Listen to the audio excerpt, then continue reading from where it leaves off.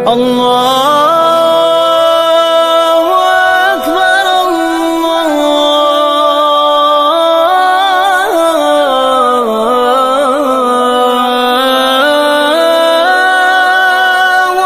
أكبر. السلام علیکم ورحمۃ اللہ وبرکاتہ.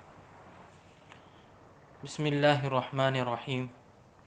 الحمد للہ کفا وسلام علی عبادہ الذین اصطفیٰ. اما بعد.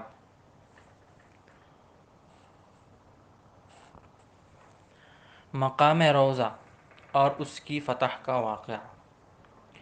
مقام روضہ کس جگہ کا نام ہے؟ اس کا محل وقوع کیا ہے؟ مقام روضہ دراصل ایک جزیرے کا نام ہے. یہ جزیرہ ملک مصر کے دارالسلطنت قاہرہ کے مضافات میں ہے. جس طرح ہندوستان کا دارالسلطنت دہلی ہے اور اس کا ایک حصہ پرانی دہلی کہلاتا ہے اور ایک حصہ نئی دہلی کہلاتا ہے، اسی طرح ملک مصر کے دارالسلطنت قاہرہ کے بھی دو حصے ہیں، ایک پرانا قاہرہ اور ایک نیا قاہرہ، اور یہ جزیرہ روضہ پرانا قاہرہ کے تحت آتا ہے. اس کی فتح کا واقعہ یوں ہوا کہ جب حضرت عمرو بن عاص رضی اللہ عنہ نے مصر کے قلعے کا محاصرہ کیا تو قبطی بادشاہ مقوقس نے قلعے سے نکل کر اسی جزیرے کے قلعے میں پناہ لی اور ان تک پہنچنے کے لیے دریائے نیل پر جو پل بنا ہوا تھا وہ توڑ دیا تھا تاکہ مسلمان دریا عبور کر کے جزیرے تک نہ پہنچ سکیں. دوسری طرف اس نے قیصر روم سے مدد طلب کی تھی کہ وہ مسلمانوں کے عقب سے ان پر حملہ کریں. ان حالات میں مقوقس نے حضرت عمرو بن عاص رضی اللہ عنہ کے پاس اپنے ایلچیوں کے ذریعے خط بھیجا کہ تم ایک طرف دریائے نیل اور دوسری طرف رومی فوج کے درمیان گھر چکے ہو، تمہاری تعداد بھی کم ہے اور اب تمہاری حیثیت ہمارے ہاتھوں میں قیدیوں کی سی ہے، لہٰذا اگر خیریت چاہتے ہو تو صلح کی بات چیت کے لیے اپنے کچھ آدمی میرے پاس بھیج دو. جب حضرت عمرو بن عاص رضی اللہ عنہ کے پاس ایلچی پہنچے تو انہوں نے فوراً کوئی جواب دینے کے بجائے انہیں 2 دن 2 رات اپنے پاس مہمان رکھا. مقصد یہ تھا کہ یہ لوگ مسلمانوں کے شب و روز کے معمولات اور ان کے جذبات و خیالات سے اچھی طرح واقف ہو جائیں. دوسری طرف جب ایلچیوں کو دیر ہوئی تو مقوقس کو خطرہ ہوا کہ کہیں یہ لوگ ایلچیوں کو قتل کرنا جائز سمجھتے ہوں. لیکن 2 روز کے بعد جب ایلچی حضرت عمرو بن عاص کا یہ پیغام لے کر پہنچے کہ ہماری طرف سے انہی 3 باتوں کے علاوہ کوئی چوتھی بات قابل قبول نہ ہوگی جو ہم پہلے بھی آپ کو بتا چکے ہیں، یعنی یا تو اسلام قبول کریں یا جزیہ ادا کریں یا پھر جنگ کریں. پیغام وصول کرنے کے بعد مقوقس نے ایلچیوں سے پوچھا کہ تم نے ان مسلمانوں کو کیسے پایا؟ اس کے جواب میں ایلچیوں نے کہا، ہم نے ایک ایسی قوم دیکھی ہے جس کے ہر فرد کو موت زندگی سے زیادہ محبوب ہے.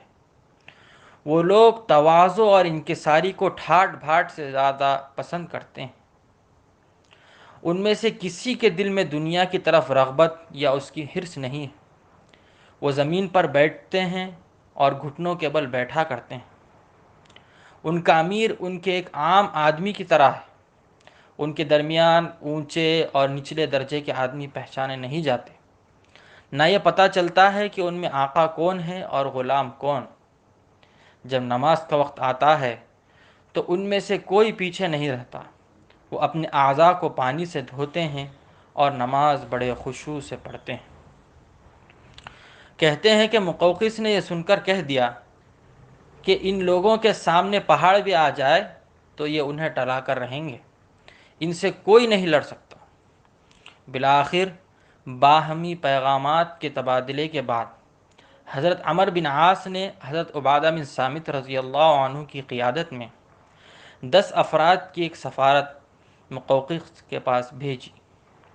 مقوقس نے ان کو بھی روپیے پیسے کی لالچ دینے کی کوشش کی اور ان کی معاشی تنگ حالی کے حوالے سے یہ یقین دلانا چاہا کہ اس کی پیشکش کو قبول کر کے مسلمان خوشحال ہو جائیں گے، لیکن اس کے جواب میں حضرت عبادہ رضی اللہ عنہ نے جو عجیب و غریب تقریر فرمائی وہ صحابہ کرام رضی اللہ عنہم اجمعین کے ایمان و یقین، ان کے آہنی عزم، ان کے دنیا سے بے رغبتی، آخرت کی فکر اور شوق شہادت کی بڑی اثر انگیز تصویر ہے۔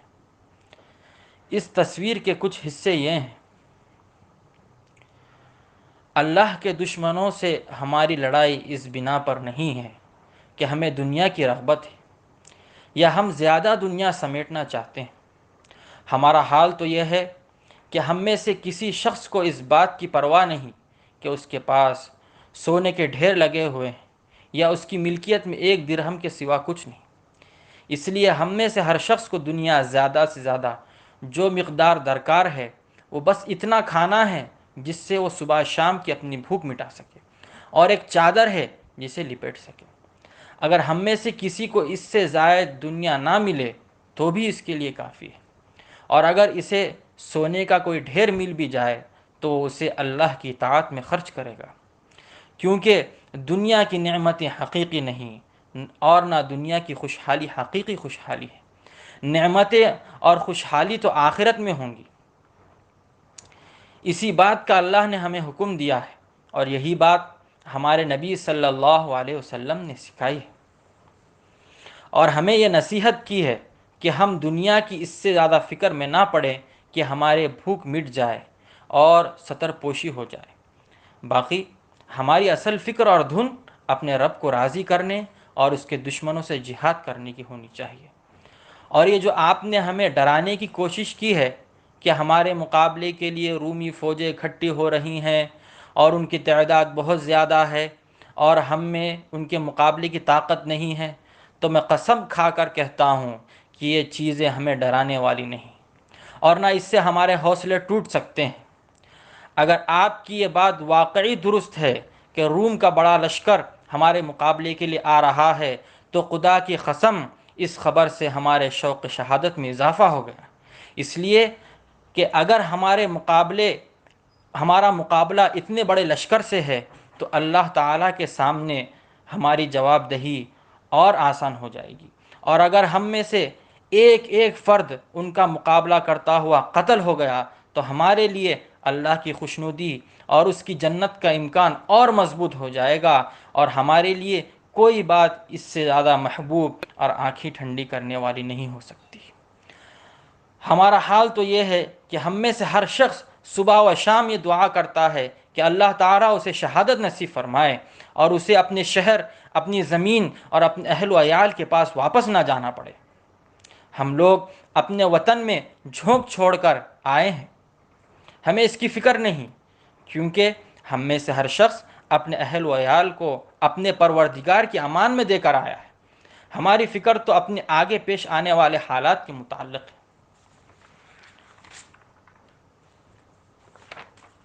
رہا آپ کا یہ کہنا کہ ہم اپنے معاشی حالات کے لحاظ سے تنگی اور شدت کی زندگی گزار رہے ہیں، تو آپ یقین رکھیں کہ ہم اتنی وسعت اور فراخی میں ہیں کہ جس کے برابر کوئی وسعت نہیں ہو سکتی۔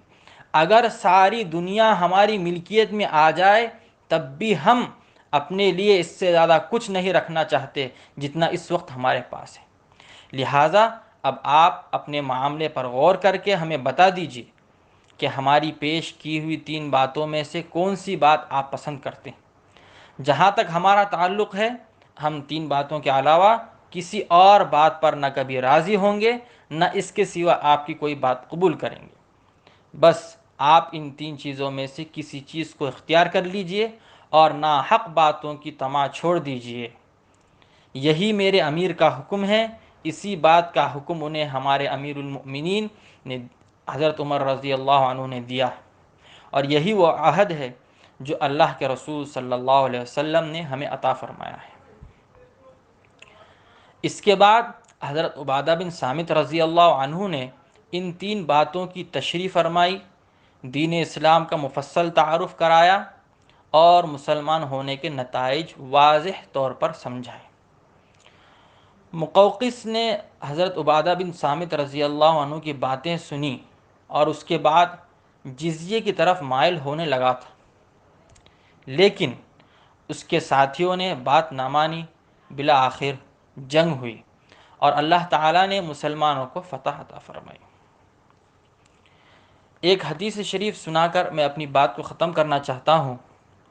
مسلم شریف کی روایت ہے، عن فروہ بن نوفل الاشجعی قال سألت عائشة رضی اللہ عنہا عما كان رسول اللہ صلی اللہ علیہ وسلم يدعو به اللہ قالت كان يقول اللهم إني أعوذ بك من شر ما عملت ومن شر ما لم أعمل۔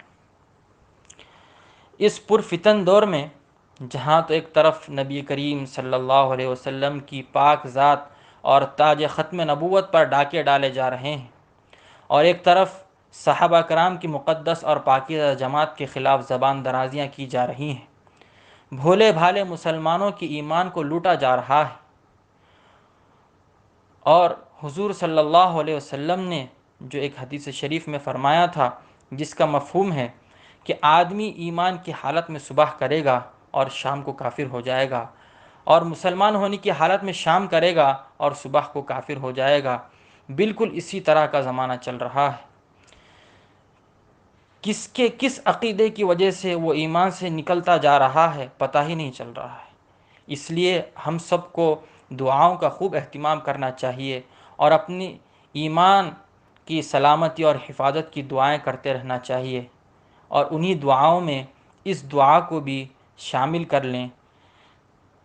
اس دعا میں اس کی طرف اشارہ ملتا ہے کہ ہم کو اپنے ایمان پر مطمئن نہیں رہنا چاہیے، بلکہ اس کا شکر ادا کرنا چاہیے اور اپنے اندر عاجزی اور تواضع پیدا کرنا چاہیے کہ ہمارا یہ خیال نہ ہو کہ ہمارا عقیدہ درست ہے، ہم تو محفوظ ہیں، مامون ہیں، بلکہ ہم کو روز آمد فتنوں سے حفاظت کی دعا بھی کرتے رہنی چاہیے، جس کا اشارہ ملتا ہے وَمِن شَرِّ مَا لَمْ أَعْمَلْ سے۔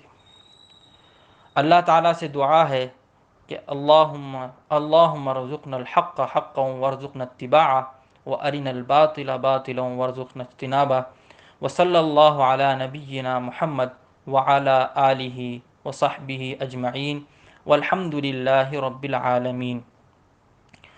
مذکورہ بالا جو حدیث ہے مسلم شریف، نسائی شریف، ابو داود، ابن ماجہ، مسند احمد اور امام ابن حبان نے اپنی صحیح میں نقل کیا ہے۔ وآخر دعوانا ان الحمد للہ رب العالمین، والسلام علیکم ورحمۃ اللہ وبرکاتہ۔ اللہ